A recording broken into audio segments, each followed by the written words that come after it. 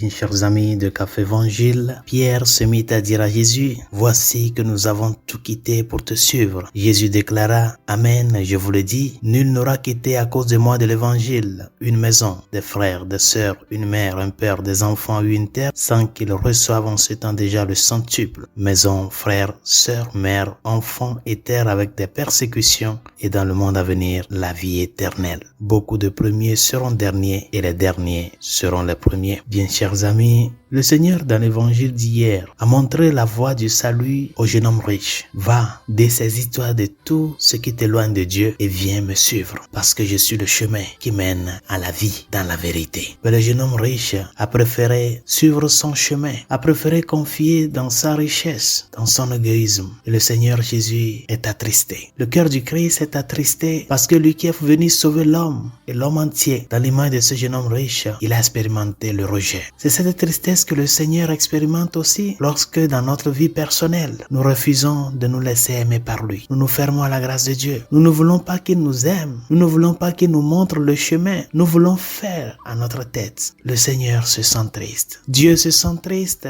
toutes les fois que l'homme lui tourne le dos parce qu'il est venu pour toi. Et Pierre, dans l'évangile de ce jour, remarque cette tristesse du maître et a voulu le consoler. Et lui dit, tu vois, nous avons tout quitté pour te suivre. Pierre a été sincère envers le Seigneur.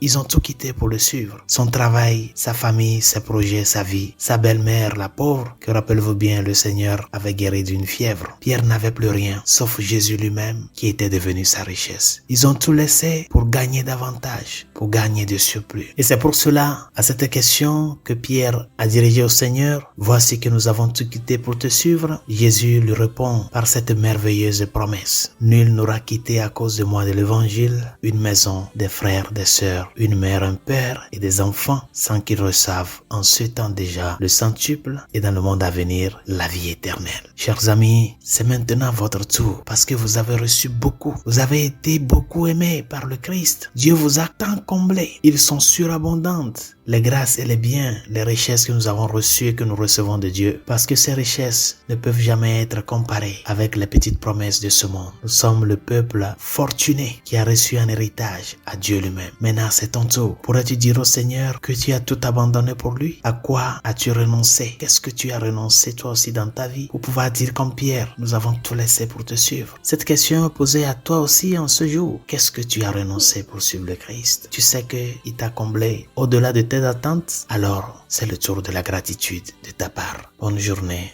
Dieu vous bénisse.